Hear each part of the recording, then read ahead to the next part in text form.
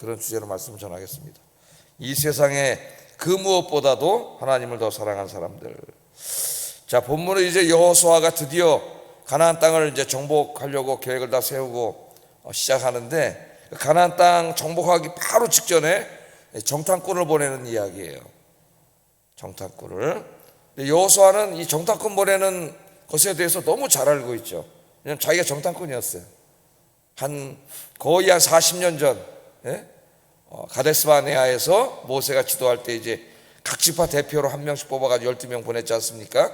그때 자기도 자기 지파 대표로 정탐꾼으로 뽑혀서 정탐꾼으로 갔던 사람이에요. 갔다 왔을 때 자기하고 갈렙은 이제 신앙적이고 긍정적인 보고를 했는데, 나머지 10사람이 불신앙적인 보고를 하고 하나님을 원망하고 하나님 버리고 그냥 애굽으로 돌아가자 막 이렇게 불신앙적인 태도를 보이다가, 그 사건 때문에 자기하고 갈렙 빼고는 출애굽 1세대가 전부 광야에서 죽었죠. 40년 동안 돌아다니면서 죽고 하나님이 약속하신 그 약속의 땅에 들어가지 못하게 됐습니다. 그 뼈저리게 느끼고 있는 사람입니다. 뼈저리게. 정탐꾼이 굉장히 중요하다는 것을 뼈저리게 느끼고 있는 사람이에요. 그래서 오늘 이제 여호수아가 정탐꾼을 보내는데, 그때는 자기가 가는 처지에 있었지만은 지금은 보내는 입장에 있습니다. 거기에 대해서 너무 잘 아는 사람이에요. 자, 그래서 오늘 보면 여호수아는 정탐꾼을 보낼 때 모세 때처럼 각 지파에서 한 명씩 뽑아가지고 그 각 지파의 그 대표들, 그러니까 어떤 정치적인 거를 좀 생각한 거죠. 각 대표를 한 명씩 뽑아서 12명을 보내지 않습니다. 여호수아는 몇 명 뽑았어요? 2사람 뽑았어요. 2사람을 뽑아서 정탐꾼으로 이렇게 보냈습니다. 그래서 오늘은 이제 이 정탐꾼이 여리고성에 들어갔다가 제일 먼저 기생 라합의 집에 이제 이렇게 숨어 들어가게 되는데, 이 정보가 누설돼 가지고 죽을 뻔했어요. 라합이 이제 살려줘 가지고 살게 되는 그런 간단한 이야기입니다. 이야기를 통해서 정탐꾼과 또 이 2사람을 살려줬던 기생 라합의 믿음을 좀 아침에 묵상하려고 합니다. 이 사람들의 믿음을 제가 이 세상의 그 무엇보다 하나님을 더 사랑한 믿음, 이렇게 정해 본 거예요. 자, 여호수아가 이제 가나안 정복을 앞두고 먼저 이게 정탐꾼을 보내는데, 슈딤이라고 하는 곳에서 정탐꾼을 보냅니다. 1절 한번 읽어보겠습니다. 시작. 가서 그 땅과 여리고를 엿보라 하매 그들이 가서. 지도를 한번 보겠어요. 지도. 자, 지도를 한번 보면은 슈딤이 여기 있죠. 여기 사해가 여기 있고, 사해 바다가 슈딤이 바로 여기 있고, 요단강 건너가면 바로 뭐가 있어요? 여리고성, 그 다음에 아이성. 우리가 다 앞으로 공부하게 될 건데, 그러니까 바로 요 슈딤에서 이제 요단강만 건너면 여리고성으로 가는 거예요. 여기 여리고성입니다. 여기 여리고성이. 요 슈딤에서 정탐꾼을 어디로 보낸 거예요? 강 건너서 요 여리고, 여기로 보낸 거죠. 지도로 보니까 그렇게 보면 이제 금방 들어오죠. 요단강을 건너는 것도 이제 우리가 곧 공부하게 될 거고. 그래서 이제 2사람의 정탐꾼을 보내게 됐습니다. 자, 이 2사람이 뽑혔어요. 여러분 이제 그 한 200만이 넘는 이렇게 많은 사람들이 있는데, 그들도 정탐꾼 이야기들을 들어서 아는 사람도 있고, 나이가 한 이제 50 넘은 사람들은 어려서 다 이걸 이제 겪었죠. 우리나라도 6.25 사변을 어려서 겪은 사람도 있고, 이제 어른이서 겪은 분들은 이제 다 돌아가시고 계시고 그러지 않습니까? 그러니까 아는 사람도 있어요. 왜냐하면 19살이었다면 그때 이때쯤 되면 한 60 정도, 제 나이 정도 됐을 거예요 아마. 그러니까 아는 사람도 있고 그렇죠. 정탐꾼 2사람을 이제 여호수아가 뽑았을 거 아닙니까? 뽑았을 때 여러분이 한번 뽑혔다고 생각을 해보세요. 정탐꾼 2명으로 어떻겠어요? 제가 이제 가세요. 여러분 가시겠습니까? 어떻게 하겠습니까?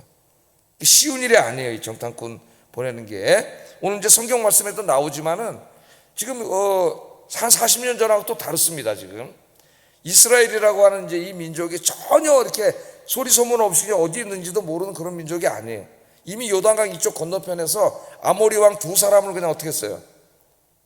그걸 이미 라합도 알고 있잖아요. 그 내용들을 다 2장을 읽어보면은 다 그냥 전쟁에서 이기고 막 이래가지고 요단강 강 하나 사이를 두고 지금 엄청나게 강한 새로운 민족이 저기 있는 거죠. 여리고성에서도 강 하나 사이에 두고, 한강 하나 사이에 두고 저쪽 강남하고 이쪽에 있는 거나 마찬가지예요. 지금 다 보고 있는데 그러니까 지금 오늘 성경에도 보면은 굉장히 다 이 사람들이 정탐꾼 보내기 전에 정보원들이 이스라엘 거기 와가지고 다 지금 이렇게 둘러보고 있어요. 그러니까 이 정탐꾼으로 간다는 것이 굉장히 위험한 일입니다. 목숨을 담보로 하는 일이에요. 이게 살아 돌아오기가 쉽지가 않은 일입니다. 이제 이 사람들이 가서 이제 1절 하반절에 보면은 라합이라고 하는 기생집에 들어가서 거기서 유숙했다, 그렇게 이야기하고 있습니다. 자, 근데 이 정탐꾼은 몰래 간 거 아니에요. 그래서 라합의 집에 몰래 들어가서 이제 숨었다고 생각을 했는데 2절에 보면은 이미 알고 있어요. 여리고에서. 2절 한번 읽어보겠습니다. 시작.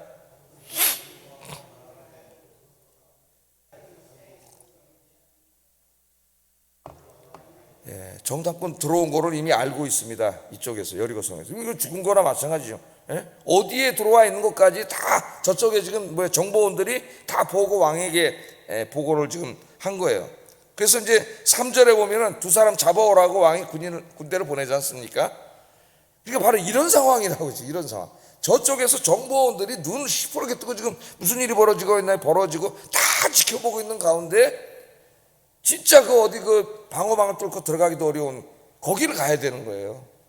옛날처럼 12명이 아니라 두 사람 딱 뽑아가지고 여호수아가 이제 거리로 보냈습니다. 여호수아는 보면은 갈 때 무슨 각 지파 대표 한 명씩 뽑고 이렇게 해가지고 정치적인 거 전혀 고려하지 않아요.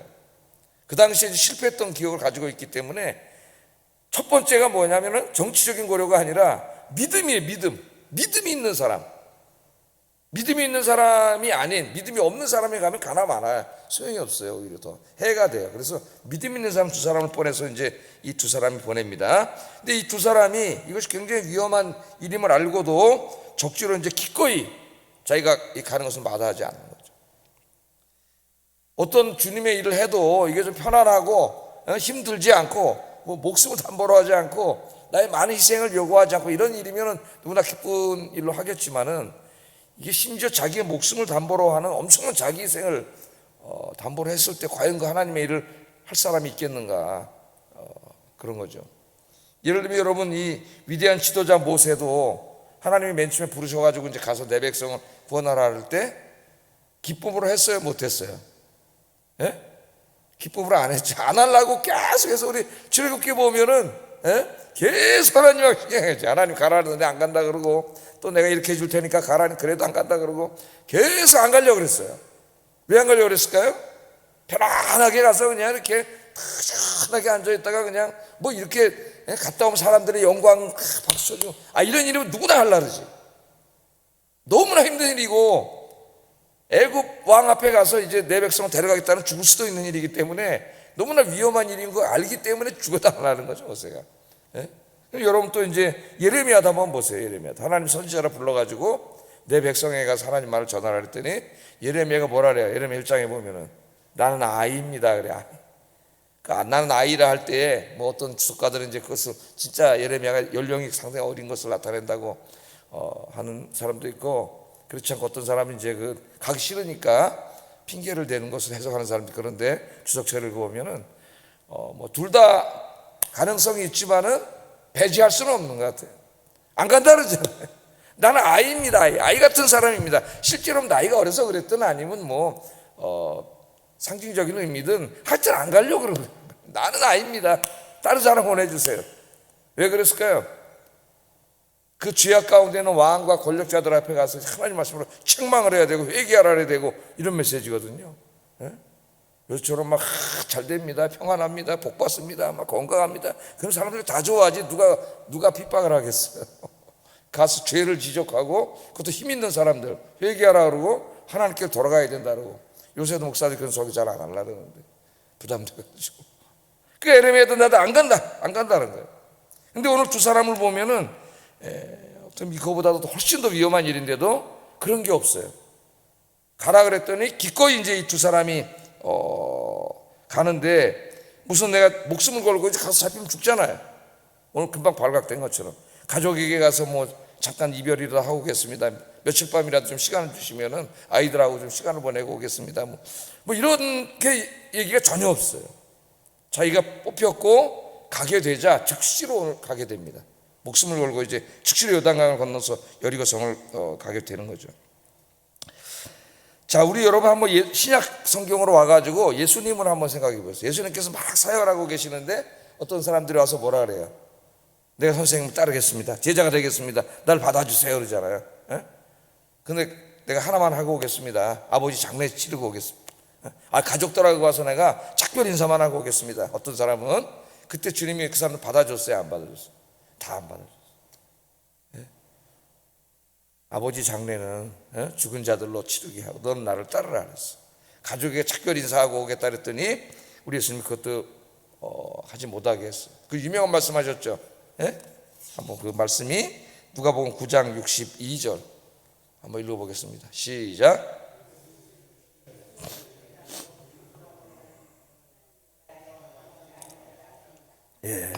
가족에게 가서 인사하고 오겠습니다 그랬더니 예수님이 뭐라 그러냐면 손에 쟁기를 잡고 뒤를 돌아보는 자는 하나님의 나라에 합당하지 아니하니라, 그렇게 말씀을 했습니다. 그러니까 정말 주님의 제자가 되고 주님과 함께 이 위대한 하나님 나라 복음을 증거하는 일을 하려면은 그런 거 자꾸 이렇게 사적인 일에 자꾸 매이게 되면은 아무 일도 할 수 없다는 거예요. 다 긴급한 일이죠. 그럼 아버지 장례를 치러야 되고 또 가족하고 인사해야 되고, 그 자체를 주님 무시하는 건 아니에요. 여기 굉장히 중요한 걸 가르치는데 그건 이제 우선권의 문제죠. 우선권의 문제. 그런 사생활에 자꾸 이제 얽매이다 보면은 하나님의 일은 이제 자꾸 뒤로 쳐주고 사생활이 앞서게 되는 거예요. 그런 일들은 왜 예수님 제자가 되겠다고 왔는데 그런 교훈을 주느냐? 만약에 그런 이제 사적인 어떤 사생활의 일들이 자꾸 벌어지는데 주님의 제자가 되겠다고 하면서 그런 걸 자꾸 주님이 맡긴 일보다 더 앞세우고 그게 먼저 가게 되면은 그런 일들은 100가지도 넘게 생겨요. 살다 보면 결국 그 사람은 하나님 맡기는 일을 제대로 감당할 수가 없어요. 제자로서 사명을 감당할 수가 없어요. 그래서 주의 일을 할 때는 이 우선권이 분명해야 되고, 최우선에 하나님이 오지 않는 한은 제자가 될 수 없다. 하지 말라는 거예요. 제자 아무나 와서 막 나 제자하겠습니다 할 수 있는 게 아니에요. 나 아무나 목사하겠습니다 할 수 있는 게 아니에요. 왜? 이 모든 것을 하나님보다 앞세우지 않을 각오가 된 사람만 하라는 거예요. 한 사람. 그걸 계속 앞세우면은 하지 말라는 거예요. 그 일을. 우리 예수님이 그렇게 말씀을 하시잖아요. 오늘 근데 이 믿음의 이 두 정탐꾼은 가족 작별하고 가족 하는 것도 심지어는 자기 생명 뭐 죽을 확률이 더 높을 수도 있는데 그런 것들보다도 누구를 더 사랑하는 거예요? 하나님을 더 사랑하는 사람이죠. 삶에 하나님이 최우선에 있는 사람이에요.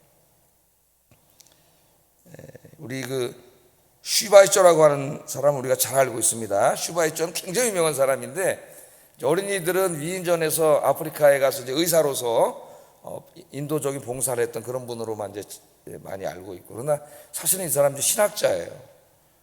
박사학위가 5개나 있습니다. 이 사람이 철학 박사, 신학 박사, 법학 박사, 음악도 그렇고 의사예요. 의학 박사예요. 대단한 사람이에요. 근데 신학자로서는 지금까지도 이제 그 종말론적인 연구를 할 때는 이 슈바이처 책이 많이 인용이 될 정도인데 굉장히 자유주의자예요. 그래서 예수님이 하나님의 아들이라고 믿지 않았어요, 이 사람. 그 신학을 보면은. 그래서 이제 나중에는 의사로서 이렇게 봉사하다가 아프리카 사람들에 대한, 그러나 예수님이 하나님의 아들이라고는 안 믿었지만은 그 가난하고 소외되고 병든 사람들 찾아가서 사랑을 베풀었던 그 하나의 인간으로서 예수에 대해서는 굉장히 자기가 감명을 받았어요. 그래서 이제 자기도 그렇게 아프리카에 가서 하려고 하는 거예요. 그리고 선교사로 가겠다 그랬더니 교단에서 깜짝 놀라고 당신 같은 자유주의 신학자 안 보낼 수 없다. 그랬더니 이 사람이 나는 가서 신학에 대해서는 입도 뻥끗하지 않겠습니다. 나는 의사로서 가서 인도적인 차원에서 아프리카의 그 풍토병으로 죽는 불쌍한 사람들 치료하겠습니다. 이래가지고 이제 허락을 받아서 의사로서 이제 신학에 대해서는 입도 뻥끗 안 하고 가서 이제 의사로서 이제 간 거죠. 너무나 이제 훌륭한 분 아니에요? 그런 부분에서. 어느 날 이제 노벨상 위원회에서 슈바이처가 이제 노벨상을 타게 됐습니다. 이 사람 결정을 해가지고요. 그래서 이제 사람을 보냈죠. 그 노벨상 타는데 이제 오라고 전과를 보냈는데 보내면서 이렇게 썼다 그래요. 많은 사람들이 선생님을 뵙고 싶어 합니다. 꼭 와주세요. 그랬더니 슈바이처 그냥 신나서 올 줄 알았어요. 노벨상 타잖아요. 시바이처가 못 갑니다. 못 갑니다. 네, 갈 수 없습니다. 유명한 이야기예요. 일화가. 나는 갈 수가 없습니다. 다시 연락을 해서 아니 많은 사람들이 우리 슈바이처 박사님의 그 인도적인 그 훌륭한 봉사를 하고 계신 모습을 보고 싶어합니다. 예? 좀 와주세요. 근데 못 갑니다. 그러면서 이렇게 얘기를 했다래요. 그런 과분한 상을 준 것은 고맙지만 갈 수 없습니다. 시상식에 참석하려면 며칠간 진료실을 비워야 하는데 그 사이 저를 기다리는 많은 환자들은 어떻게 되겠습니까? 저에게는 상을 받는 것보다 이곳에서 한 사람이라도 덜 볼 수 있는 시간이 더 소중합니다. 그게 안 갔어요. 안 갔어요. 그렇잖아요. 그 당시에 뭐 이렇게 거기 아프리카에서 유럽까지 갔다 오려면 시간이 뭐 한 달 이렇게 왔다 갔다 하고 뭐 참석하고 이러다 보면 걸리는데 그동안 여기 사람은 자기밖에 없는데 여기 지금 병으로 죽어가는 사람들은 누가 치료합니까? 자기가 여기 온 이유가 노벨상 타려고 온 게 아니잖아요. 한 사람 한 사람 생명을 구하기 위해서 왔는데 그게 본질인데 본질을 내버려 두고 그거 타겠다고 거기 가. 많은 사람들이 가겠죠. 대부분의 사람들이. 제가 어제도 얘기했지만 감투에 집중하는 사람이 있고 사명에 집중하는 사람이 있다고. 여러분들은 사명에 집중하는 여러분 되기를 주의 이름으로 축복합니다. 이것저것 내세우고 뭐 내 목숨 내세우고 내 가족 내세우고 뭐 이거 내세우고 이러다 보면은 하나님을 할 수가 없어요. 제자를 합당하지가 않아요. 오늘 이 두 사람은 즉시로 그 무엇보다도 하나님 맡겨진 사명을 최우선에 두고 일한 이 정탐꾼의 믿음이 여러분의 믿음이 되기를 주의 이름으로 축복합니다. 또 한 사람은 이제 기생 라합이에요. 라합은 정말 우리 민족에게 특별히 우리나라 그리스도인들이 많이 생각을 해야 될 중요한 부분. 내일도 이제 라합에 대해서 공부를 할 텐데, 자, 라합은 자기의 민족, 자기의 조국보다도 하나님을 더 앞세우고 사랑한 사람이죠. 하나님을 사랑한 사람. 자, 라합은 어디 사람이에요? 이스라엘 사람이에요? 여리고 사람이에요. 여리고에서 태어나서 여리고에서 자란 사람이 라합이에요. 이 사람이. 이스라엘 민족은 적입니다. 지금 자기들 죽이러 온 사람이에요. 민족이죠. 요단강 하나 사이에 두고 있는 대체군은 적이에요. 지금 적군입니다. 그러니까 민족주의적인 입장, 요새 그 민족주의가 굉장히 강하게 일어나고 있는데 전 세계적으로 민족주의적인 관점으로 보면 라합은 매국노예요. 매국노. 적의 스파이를 살려주고 자기 군인들을 속이고 왕을 속이고 이런 여자 아닙니까? 자, 어느 날 거기 있는데 이스라엘 정탐꾼들이 자기 집에 숨어 들어온 거죠. 숨어 들어왔는데 또 잡으러 자기 조국의 군대가 왔잖아요. 그럼 어떻게 해야 되겠어요, 여러분? 여러분 어떻게 해야 되겠어요? 근데 라합이 이 두 사람을 살려주잖아요. 그러면 결국 어떻게 돼요? 자기 조국과 민족을 배반하는 거예요. 근데 이 사람은 그 범주가 어떤 조국, 민족 이런 것보다는 자기 인생의 최우선에 하나님을 두고 살았다. 근데 놀랍습니다. 여리고에 사는 여자 하나님에 대해서 어떻게 알았지? 근데 오늘 이제 읽지는 않았지만 내일 읽고 주석할 거지만 9절 11절 한번 보면은 이런 얘기를 놀라운 얘기를 합니다. 9절 11절 한번 읽어보겠습니다. 시작.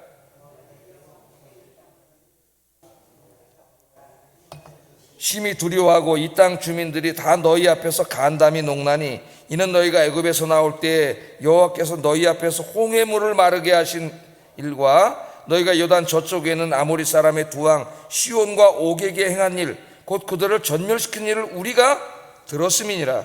우리가 듣자 곧 마음이 녹았고 너희로 말미암아 사람의 정신을 잃었나니 너희의 하나님 여호와는 위로는 하늘에서도 아래로는 땅에서도 하나님이시니라. 그러니까 여리고성의 이방 여인이었지만은 한 40년 전에 있었던 출애굽 이야기부터 다 알고 있죠. 그걸 다 들어서 알고 있다는. 불과 얼마 전에 있었던 저 아모리 왕들을 다 이긴 이야기. 그러니까 자기들이 볼 때는 저 떠돌이 민족이 도대체 이길 수가 없는 거예요.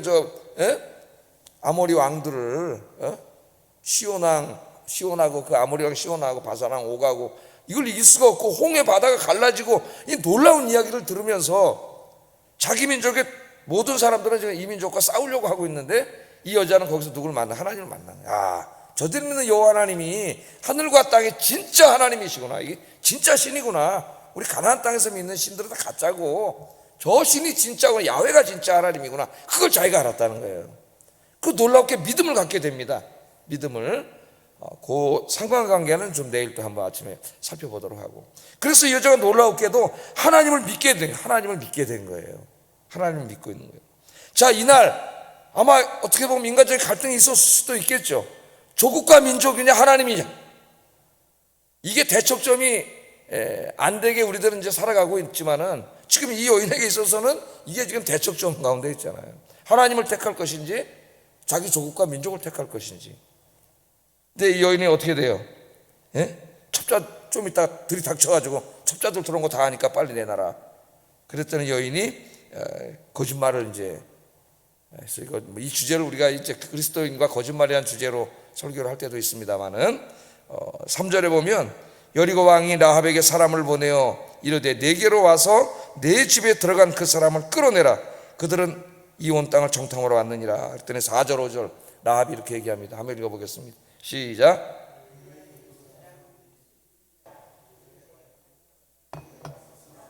그들이 어디서 왔는지 나는 알지 못하였고 그 사람들이 어두워 성문을 닫을 때쯤 되어 나갔으니 어디로 갔는지 내가 알지 못하나 급히 따라가라. 그리하면 그들을 따라 잡으리라 하였으니. 지금 자기 지붕에다 숨겨놓고 있거든요 지금. 근데 이것도 자기 목숨을 건 거예요. 그 사람들 뒤지면은 죽는 겁니다 자기도. 그러니까 조국과 민족에 대한 그런 어떤 그 마음속에 여호와 하나님과에 대한 갈등도 있었겠지만 또 자기 생명도 담보로 하는 굉장히 두려운 일인데, 이 여인은 이 마음에 하나님을 믿고 있었기 때문에 하나님 편에 서게 된 거죠. 자기 조국 민족보다도 하나님 편에 서게 된 거예요. 그래서 이 두 사람을 살려주게 돼. 결국 자기 조국은 망하는 거 아닙니까 그 사람들에게.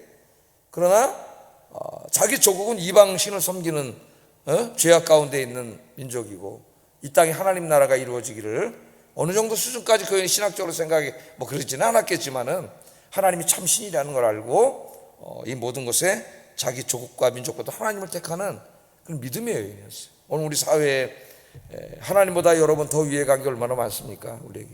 뭐 제가 설교할 때는 주로 돈, 보편적으로 돈, 또 자기 사랑, 자기를 너무 사랑하잖아요. 그래서 사람들은 돈이나 자기나 권력 혹은 또 이런 성적인 쾌락, 이 세상에 대한 즐거움 이런 거죠 요새 사람들이. 그런 거 하나님보다도 더 위에 놓고, 또 그 우리는 정치적으로 부대끼면 고향, 뭐 학연, 지연 이런 것들이 정치색.